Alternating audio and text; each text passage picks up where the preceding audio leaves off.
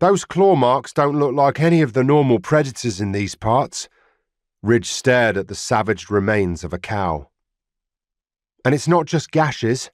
There are several different kinds of wounds. There's nothing normal about being completely drained of blood, but not eaten, Rett observed. Ridge had seen the aftermath of monster attacks many times. Usually the victims looked like they had been ripped apart by the claws and teeth of a wild animal. This carcass also had strange round welts and places where strips of skin had been torn away.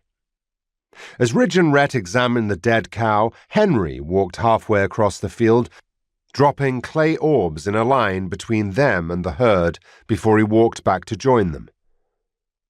You didn't see what did this? Ridge turned to the farmer.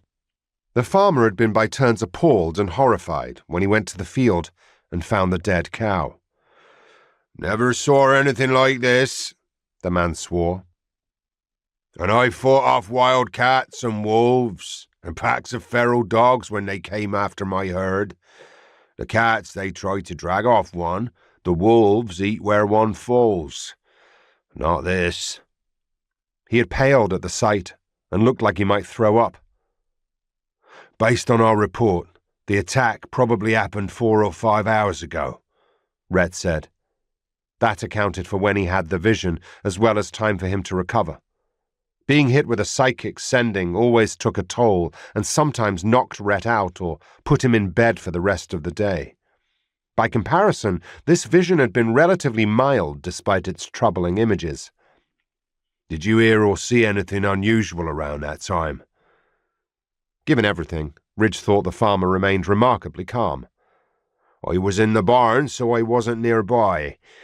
You saw how far it was. I wouldn't have heard anything. But now that you mention it, there was a time that it suddenly got really cold. I didn't dwell on it. I had chores to do, the farmer continued. Then I heard the chickens go wild and thought maybe a fox got into the henhouse. But I checked, and there was nothing wrong, and the wild birds took off all of a sudden, cawing and chirping. Has that ever happened before? Ridge asked. The farmer shook his head. I remember a bad storm a year back, setting them all off as it was coming in.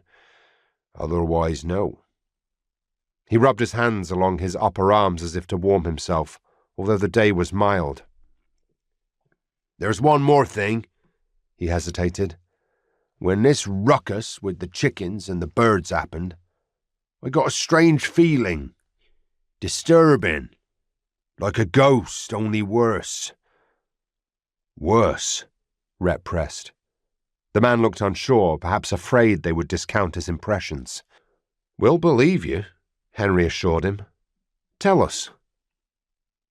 The hair on the back of my neck stood up and my skin prickled. Got this awful sense something terrible was going to happen. I started shivering, teeth chattering, cold, and the bad feeling just got worse, like I should hide or run.